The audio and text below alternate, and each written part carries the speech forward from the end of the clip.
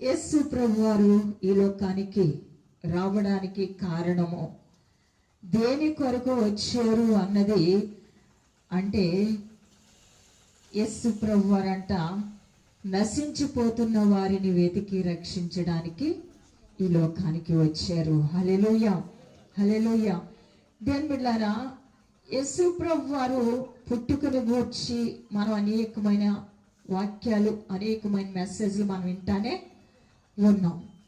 కానీ ఈ విశేషమైనటువంటి పుట్టుకను గూర్చి ఎంత మనం చెప్పుకున్నా తక్కువే. హల్లెలూయా. ఎందుకు అంటే ఆయన మన కొరకు ఈ లోకానికి వచ్చి ఉన్నారు. హల్లెలూయా. రాత్ర ఈ వాక్యాన్ని నేను ధ్యానిస్తూ ఉన్నటప్పుడు నాకు ఆదికాండం సృష్టి మూలము దగ్గరికి దేవుడు నన్ను నడిపించాడు. హల్లెలూయా. సృష్టి మూలములో ఏం జరిగింది అంటే చూడండి, ఇక్కడ మనం చూద్దాం. ఆదికాండము 1వ అధ్యాయము 26, 27 చూద్దాం. చూడండి. దేవుడు మన స్వరూపమందు మన పోలిక చొప్పున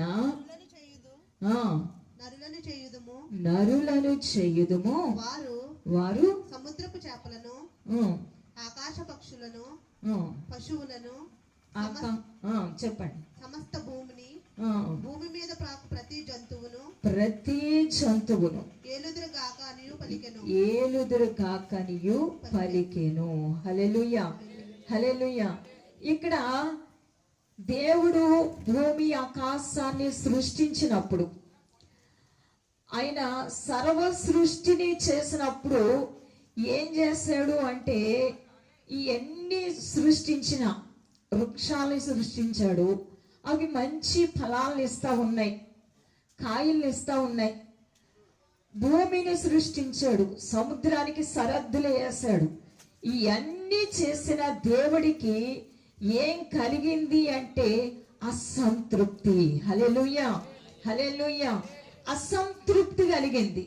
ఇవన్నిటిని సృష్టించిన ఆయనకి తృప్తి అనిపించలేదు, అసంతృప్తి కలిగింది.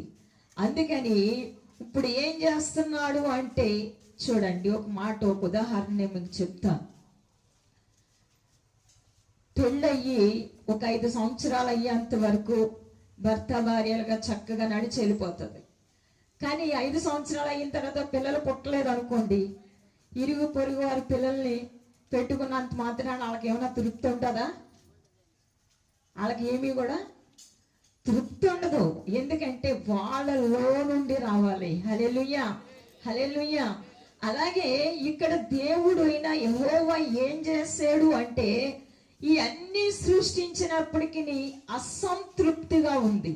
ఎందుకు అంటే ఆయన పోలికలో ఒక్కటి కూడా లేదు.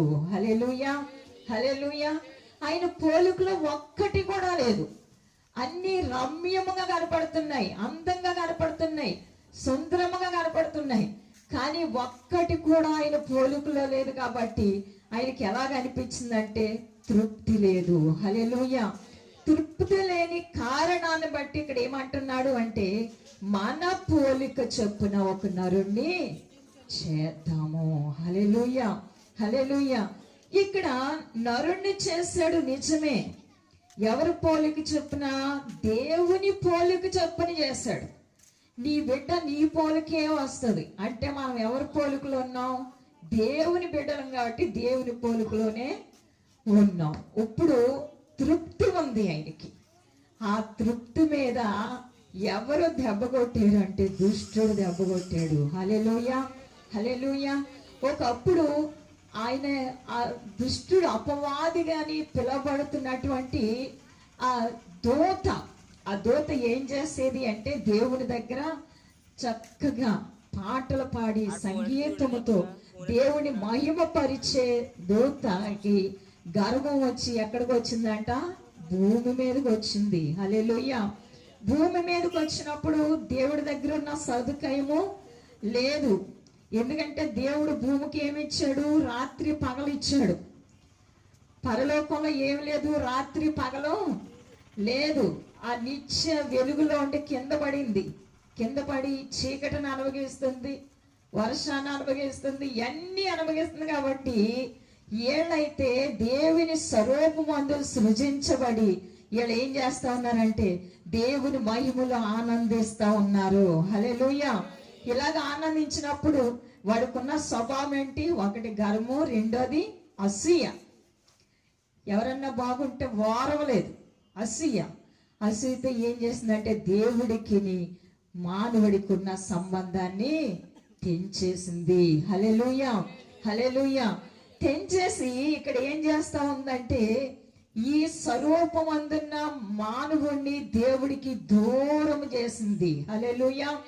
ఎప్పుడైతే దూరం చేసిందో మానవుల్లో ఏం ప్రవేశించినాయి అంటే ఒకటి శరీరాశ, రెండు నేత్రాశ, మూడు జీవపు డంబము. హల్లెలూయా. చూడండి, ఎవరైనా మన దగ్గర ఉన్న వాళ్ళైనా, ఎవరన్నా మన పక్కన కూర్చున్న వాళ్ళన్నా నీకంటే ఈవిడే బాగుందంటే ఎవ్వరికి నచ్చదు అసలు. నీ చీర కంటే ఈమె చీరే బాగుంది, నువ్వు మాట్లాడే కంటే ఈ మాట్లాడితేనే బాగుంది, ఇలాగంటే ఎవ్వరికీ నచ్చదు. ఎందుకు నచ్చదంటే వాడి స్వభావం అది. హల్లెలూయా. భూమి మీద పుట్టిన ప్రతి ఒక్కరిలోనూ అపవాది స్వభావము ఉంది. హల్లెలూయా, హల్లెలూయా. ఆ స్వభావముతో పరిశుద్ధుడైన దేవుని దగ్గరికి వెళ్ళడము అసాధ్యము. హల్లెలూయా. ఆయన పరిశుద్ధుడు కాబట్టి ఆయన దగ్గరికి వెళ్ళే ప్రజలు కూడా ఎలాగ ఉండాలంటే పరిశుద్ధంగా ఉండాలి, మచ్చలేని వారిగా ఉండాలి. అలాగ ఆయన దగ్గరికి వెళ్ళటానికి ఈ మానవ జన్మ ఎత్తిన ఎవ్వరికి అసాధ్యము కాబట్టి వాళ్ళకి నచ్చిన దాన్ని పెట్టుకుంటున్నారు. హల్లెలూయా, హల్లెలూయా. మానవుడు నచ్చిన దాన్ని పెట్టుకోవడానికి కారణం ఏంటంటే పరిశుద్ధుడైన దేవుడి దగ్గరికి వెళ్ళలేకపోవడము. హల్లెలూయా, హల్లెలూయా. తల్లికి బిడ్డకున్న మధ్యలో ఏదైనా మాట వచ్చి ఇడిపోయారంటే అగాధంలా పెంచేస్తారు. ఎందుకంటే తండ్రి మాట బిడ్డుంటే బాగుపడతాడు కాబట్టి. హల్లెలూయా. అలాగే ఇక్కడ దేవుని మాట మానవుడు వినకుండగా అపవాది చేసింది. హల్లెలూయా. అంత ప్రేమతో చేసుకున్న తండ్రి అయిన దేవుడు మానవుడిని విడిచిపెడతాడా? అస్సలు విడిచిపెట్టడు. హల్లెలూయా. అందుకే చూడండి, మనం మరలా ఇక్కడికి వద్దాం. మత్తయి సువార్త 1వ అధ్యాయము 21వ వచనం. ఆమె యొక్క కుమారుని కనును తన ప్రజలను వారి పాపముల నుండి ఆయనే రక్షించును గనుక ఆయనకు యేసు అని పేరు పెట్టెను. హల్లెలూయా. దేవుని బిడ్డలారా, ఆమె ఒక కుమారుణ్ణి కనెను. హల్లెలూయా. ఎవరు కంటారు కుమారుణ్ణి అంటే? కన్యక కనాలి. కన్యక గర్భాన్ని పాపము లేనివాడిగా యేసు ప్రభు వారి భూమిలోకి మీదకు వచ్చి ఉన్నారు. హల్లెలూయా, హల్లెలూయా. దేవుని బిడ్డలారా, ఇక్కడ ఏమంటున్నాడు అంటే యేసు అని పేరు పెడతారంట. యేసు అనే పేరుకి అర్థం ఏంటి అంటే రక్షకుడు. దేవునికి ఎన్నో పేర్లు ఉన్నాయి. ఇమ్మానుయేలు, యెహోవా రాఫా, ఇవన్నీ పేర్లు ఉన్నాయి. కానీ కొత్త నిబంధన వచ్చేటప్పటికి ఏ పేరు వచ్చిందంటే రక్షకుడు. హల్లెలూయా. రక్షకుడు అనే పేరు, యేసు ప్రభు వారు అనే పేరుకి రక్షకుడు. రక్షకుడు అంటే కొత్త నిబంధన. హల్లెలూయా. కొత్త నిబంధన అంటే పాప క్షమాపణ. హల్లెలూయా. పాప క్షమాపణ. ఆయన ప్రజల పాపాలని క్షమించడం కొరకు, ఆయన ప్రజల్ని విడిపించడం కొరకు దుష్టుడు ఎక్కడైతే బంధించి ఉంచాడో ఈ శరీరాశ, నేత్రాశ, జీవపు డంబం అనే ఈ క్రియల చేత బంధించబడిన ప్రతి ఒక్కరిని, నల్లోళ్ళు, తెల్లోళ్ళు, కులం తక్కువలు, కులం ఎక్కువళ్ళు, లేదా ఇంకా స్త్రీ పురుషుడు, ఈ భేదం ఏమీ లేదు. సమస్త మానవ జాతి పాపాన్ని క్షమించడానికి. హల్లెలూయా. సమస్త మానవులు ఎవరు పోలుకుని ఉన్నారంట? దేవుని పోలుకుని ఉన్నారు. భూదిగాంతము వరకు ఉన్న ప్రతి మానవుడు ఎవరు పోలుకునున్నారు? దేవుని పోలుకునున్నారు. రాష్ట్రాలు వేరవ్వచ్చు, దేశాలు వేరవ్వచ్చు, భాషలు వేరవ్వచ్చు, కలర్ వేరవ్వచ్చు, కానీ వీళ్ళ మట్టుకి ఎవరు పోలుకునున్నారంటే దేవుడు పోలుకునున్నారు. హల్లెలూయా, హల్లెలూయా. దేవుడు పోలుకుని ఉన్నారు కాబట్టి అపవాదికి నరకము సిద్ధపరిచాడు దేవుడు. ఆ నరకంలోనికి వీళ్ళని కూడా తీసుకెళ్ళిపోవటానికి ఎన్నో తంత్రాలు చేస్తున్నాడు. అందుకే ఆయన పిల్లలు నరకానికి వెళ్ళడానికి ఇష్టం లేక ఆ దేవాతి దేవుడే ఈ లోకానికి వచ్చాడు. హల్లెలూయా. రక్షకుడు ఆమె కుమారుని కంటదంట. ఎవరికి అంటారో చూడండి, లూకా సువార్త 2వ అధ్యాయము 11వ వచనం. దావీదు పట్టణమందు నేడు రక్షకుడు మీ కొరకు పుట్టి ఉన్నాడు. ఈయన ప్రభువైన క్రీస్తు. చూడండి, ఇంకో పేరు కలుస్తుంది ఇక్కడ, ప్రభువైన క్రీస్తు. రక్షకుడు అంటే ఎవరంటే యేసు ప్రభువారు. క్రీస్తు ఎవరంటే అభిషక్తుడు, అభిషేకం కలిగిన వ్యక్తి. ఈ లోకంలో ఇట్లా చేయించడం అంత సులువైన పద్ధతి కాదు. ఈ శరీరాశ లోకంలో జరిగినటువంటి శరీరాశ, నేత్రాశ, ఈ జీవపుటంబాన్ని జయించడానికి సులువైన విధానమేమి కాదు. ఎందుకంటే అవి బయట ఉండవు, లోపల ఉంటాయి. హల్లెలూయా, హల్లెలూయా. లోపల ఉన్న వాటిని జయించాలి అంటే అట్ల కంటే బలవంతుడు ఇంకొకరిని లోపలికి రావాలి. హల్లెలూయా, హల్లెలూయా. అట్లా జయించే శక్తి కలిగిన వాడు నీ లోపలికి రావాలి. అట్లా జయించే శక్తినిచ్చే యేసు ప్రభువారు ఎప్పుడైతే లోపలికి వస్తాడో అప్పుడు అట్లా జయించడానికి నీకు శక్తిని వస్తుంది, నువ్వు జయించగలుగుతావు. హల్లెలూయా. అందుకే క్రీస్తు అభిషక్తుడు. అంతేకాదు, ఆయన ఎవరంట? ప్రభువు. ప్రభువు అంటే లోకాన్ని ఏలే అధికారి. హల్లెలూయా, హల్లెలూయా. చూడండి, ఇన్ని పేర్లతో రావడానికి కారణం ఏంటి అంటే సమస్త ప్రజలు పాపములు తొలగించడానికి ఒక కన్యకని ఏర్పాటు చేసుకొని ఆయన ఈ లోకానికి వచ్చాడు. హల్లెలూయా, హల్లెలూయా. పాపం లేని వాడికి ఈ లోకానికి వచ్చాడు. ఈ లోకానికి వచ్చి ఆయన ఎన్నో బాధలు, ఎన్నో విధాలుగా ఆయన స్తుతిస్తూ ఉన్నాడు, ఆరాధిస్తూ ఉన్నాడు, అద్భుతాలు చేస్తూ ఉన్నాడు. ఇలా చేసినప్పుడు ఇక్కడ కొంచెం మంది చూడండి, అపోస్తల కార్యాలు 16వ అధ్యాయము 30-31 చదువు. వారిని వెలుపలికి తీసుకొని వచ్చి అయ్యలారా రక్షణ పొందుటకు నేనేమి చేయవలను? అందుకు వారు ప్రభువైన యేసునందు విశ్వాసముంచుము, అప్పుడు నీవును నీ ఇంటి వారును రక్షణ పొందుదురని చెప్పాను. హల్లెలూయా, హల్లెలూయా. ఇక్కడ మరొక వ్యక్తి మనకు పరిచయం అవుతా ఉన్నారు. ఎవరు అంటే అపోస్తలుడైన పౌలు. ఈ పౌలు గారు చెరసాల్లో ఉన్నప్పుడు బంధించి ఉంచినప్పుడు ఈయన పాటలు పాడడం మొదలు పెడితే అక్కడ ఏమైంది? భూకంపం వచ్చినప్పుడు ఎవరన్నా దొంగలు ఏం చేస్తారు? బయటికి పరిగెట్టుకొని పారిపోతారు.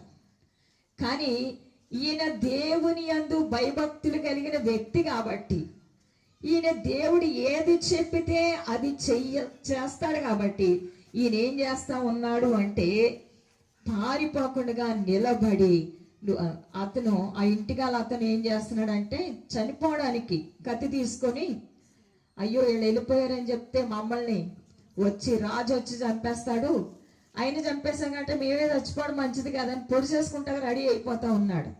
అప్పుడు అంటున్నాడు, అయ్యో నువ్వేమి అలా చేసుకోకు, మేము ఇక్కడే ఉన్నాము. హల్లెలూయా, హల్లెలూయా. పారిపోకుండా బంధించి ఉంచింది ఎవరు అంటే పరిశుద్ధాత్ముడు. హల్లెలూయా, హల్లెలూయా. అందుకే దేవుడు ఒక మాట అంటాడు, నువ్వు జలముల్లో పడి నడుస్తా కానీ ఆయన నిన్ను ముంచవు, అగ్నిలో పడి నడవలసి వచ్చిన జ్వాలలు నిన్ను కాల్చవు. ఎందుకంటే వీళ్ళకి ఏమి గుర్తుందంటే దేవుడు ఒకవేళ విడిపించాలనుకుంటే మమ్మల్ని ఎలాగన్నా విడిపిస్తాడు, కానీ దొంగచాటును పరిగెట్టిపోయే మనస్సు మాకు వద్దు అనుకున్నారు. హల్లెలూయా, హల్లెలూయా. ఆయనకి ఏమొచ్చిందంటే నీతి వచ్చింది. దేవుడు నమ్ముకున్నప్పుడు ఏమొచ్చింది? నీతి వచ్చింది. నీతికి ఈయన ఏం చేస్తా ఉన్నాడు? మేము రక్షణ పొందుతాము. హల్లెలూయా, హల్లెలూయా. దేని బిడ్డలారా, మనల్ని చూసంట మన పక్కోళ్ళు ఏం చేయాలంట? రక్షణ పొందాలి. మన పక్కోళ్ళు రక్షణ పొందాలంట. ఈ అపోస్తలుడైన పౌలుని చూసి ఈయన రక్షణ పొందడానికి కారణం ఏంటి అంటే దేవుణ్ణి చూపిస్తున్నాడు ఆయన. అందుకని రక్షణ పొందటానికి వచ్చాడు. హల్లెలూయా. యేసు ప్రభు వారు వచ్చిన తర్వాత ఏమొచ్చింది? రక్షణ వచ్చింది. హల్లెలూయా, హల్లెలూయా. దేని బిడ్డలారా చూడండి, రోమీలు రాసినటువంటి పత్రిక 5:9 చూద్దాం ఒకసారి.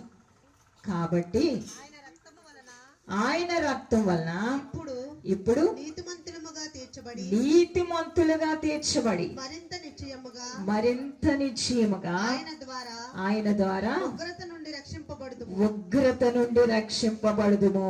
హల్లెలూయా. దేని బిడ్డలారా, ఎవరి రక్తం వల్ల నీతిమంతులుగా తీర్చబడుతున్నాం మనము అంటే యేసుక్రీస్తు రక్తం వల్ల నీతిమంతులుగా తీర్చబడుతున్నాం. నీతిమంతులుగా ఎప్పుడైతే మనం తీర్చబడుతున్నామో అప్పుడు ఏమవుతుందంటే మనం ఏదన్నా ప్రతి కాడి విరగగొట్టబడుతుంది. హల్లెలూయా, హల్లెలూయా.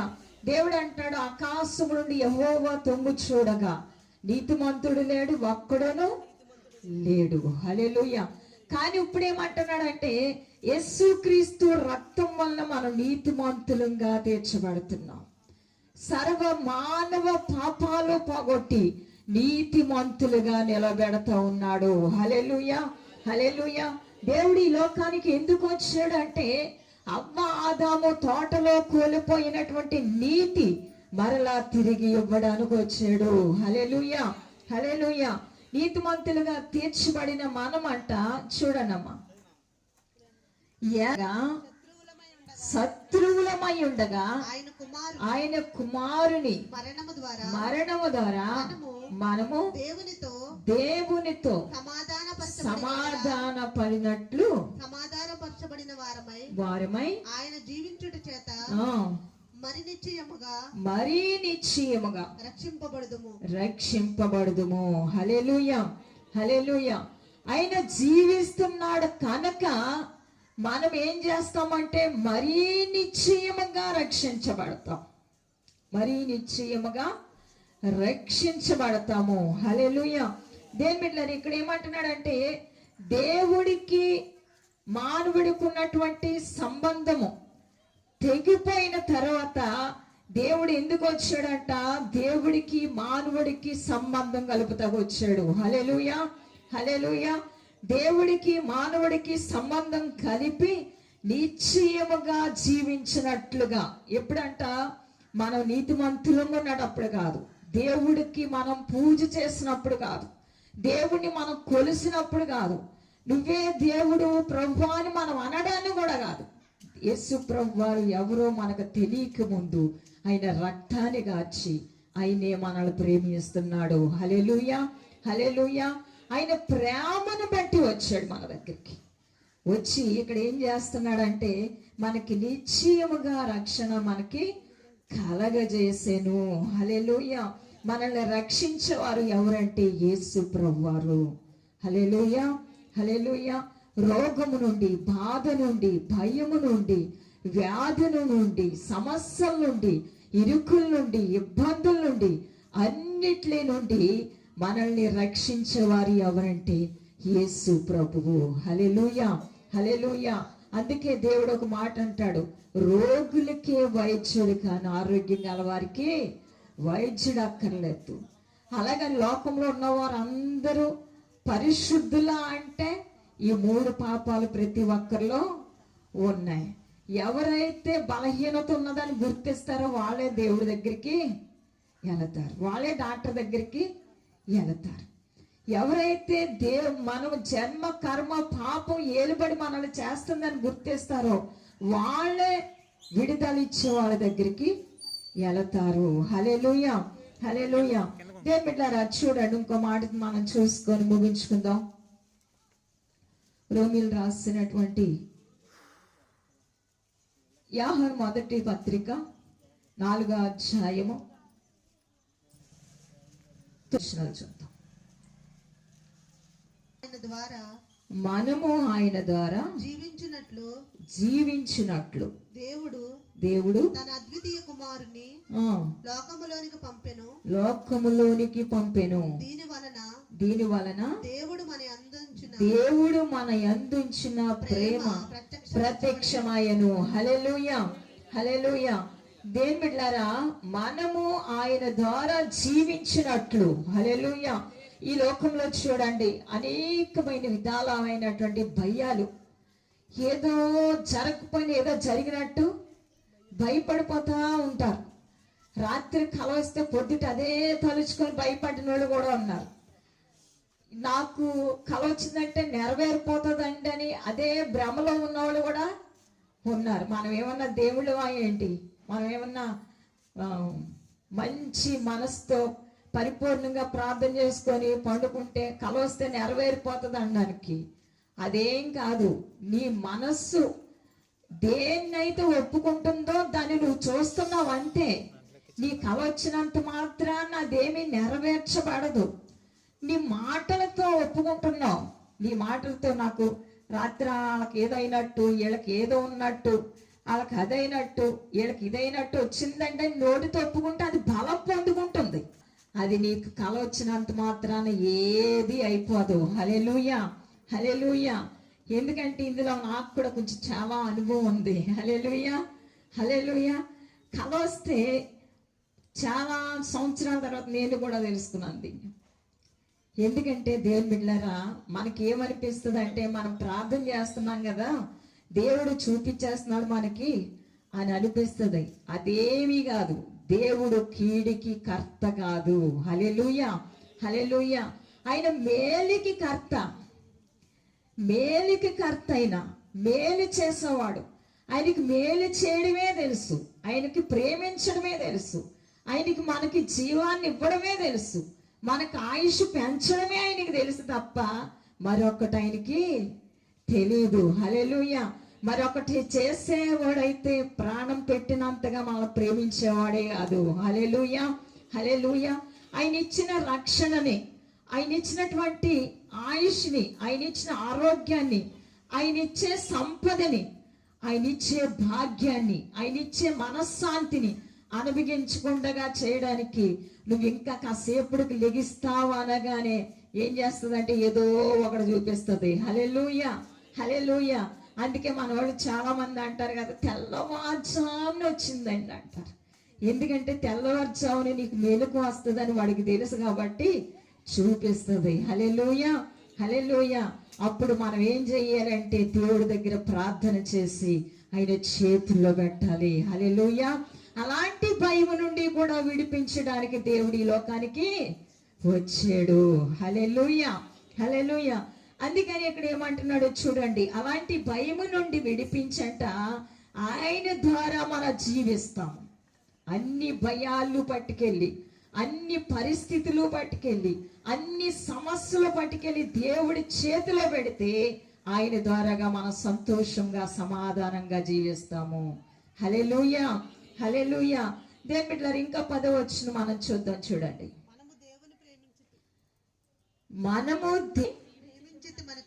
ప్రేమించితమని కాదు, తానే మనలను ప్రేమించి మన పాపములకు ప్రాయశ్చిత్తము అయ్యుండుటకు తన కుమారుని పంపెను.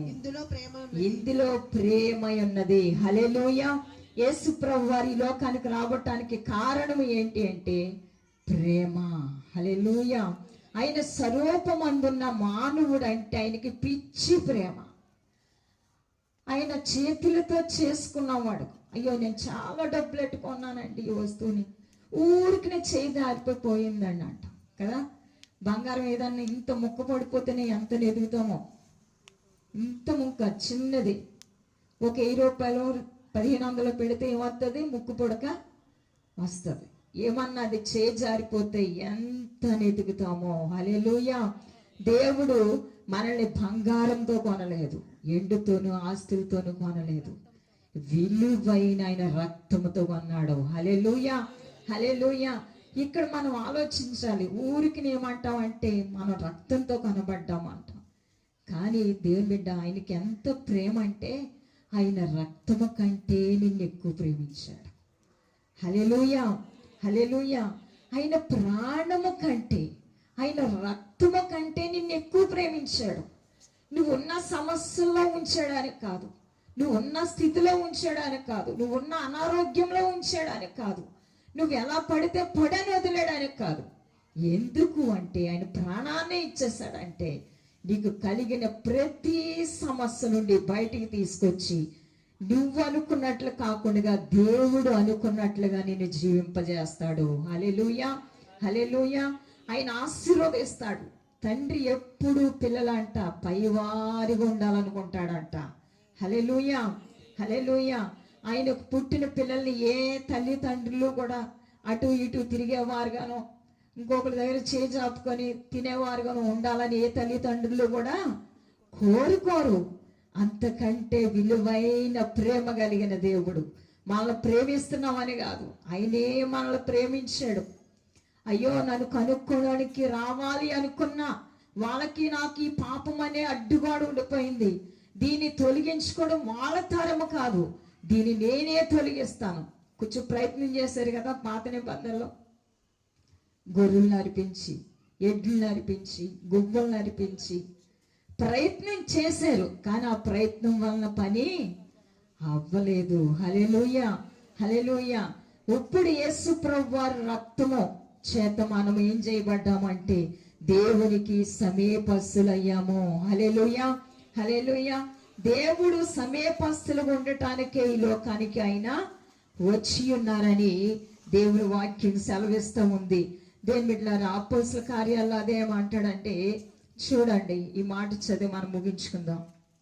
అపోస్తల కార్యాలు 4:12 మరి ఎవరి వలనను రక్షణ కలగదు, ఈ నామముననే మనము రక్షణ పొందవలనని గాని ఆకాశము క్రింద మనుషులలో ఇయ్యబడిన ఏ నామమున రక్షణ పొందలేమనెను. హల్లెలూయా. ఈ లోకంలో ఎన్ని నామాలున్నా, ఎంతగా కీర్తించబడినా, నోరు నొప్పట్టేలాగా నువ్వు అరిచి ఏది చేసినా, నిన్ను నువ్వు బాధ పెట్టుకొని ఎంత ఇదిగా చేసినా రక్షణ అనేది యేసు నామములోనే ఉంది. హల్లెలూయా, హల్లెలూయా. యేసు ప్రభు వారి లోకానికి ఎందుకు వచ్చారు అంటే సర్వ మానవ పాపములను మోసుకొని పోవడానికి. హల్లెలూయా, హల్లెలూయా. ఎవరినైనా మనం పిలిచి డబ్బు ఇస్తే పట్టుకెళ్ళిపోతారు, ఏ అన్నీ ఇస్తే పట్టుకెళ్ళిపోతారు, కానీ పాపాలు పట్టుకెళ్ళిపోయే వాళ్ళు ఎవ్వరూ లేరు. అవి వాళ్ళకి అక్కర్లేదు కూడా. ఎవరికన్నా నువ్వు ఇస్తావన్నా ఏమంటారు? మాకే ఉన్నదమ్మా, మాకు అక్కర్లేదు అంటారు. హల్లెలూయా. ఇది కడుక్కోవడమే మాకు కష్టం అవుతుంది, నీది కూడా మాకు అండగిస్తావా అంటారు. కానీ అవి యేసు ప్రభు వారి చేతిలో పెట్టేస్తే మన పాపాలు, మన తల్లిదండ్రులు చేసినటువంటి అపరాధం వల్ల వచ్చినాయి, పితరుల అపరాధం వల్ల వచ్చినాయి, మన పిల్లలకి మనకు అంటకుండగా ఆయన అవన్నీ నా చేతికి ఇచ్చేయి, ఇదిగో నా నీతంతా నీకు ఇచ్చేస్తున్నానని ఇచ్చేస్తాడు యేసయ్య. హల్లెలూయా, హల్లెలూయా. ఆ పాపాలన్నీ ఆయన తీసేసుకొని ఆయన నీతంతా మనకి ఇచ్చేసాడు. ఎందుకంటే నీతిమంతుడు ఖర్జూర వృక్షం వల్లే మొగ్గు వేస్తాడంట. హల్లెలూయా. నీతి మనకి ఎందుకు ఇచ్చాడు దేవుడు అంటే మన క్షేమంగా, సురక్షితముగా, సంతోషముగా, సమాధానముగా జీవించాలని యేసు ప్రభువారు నీతి మనకి ఇచ్చాడు.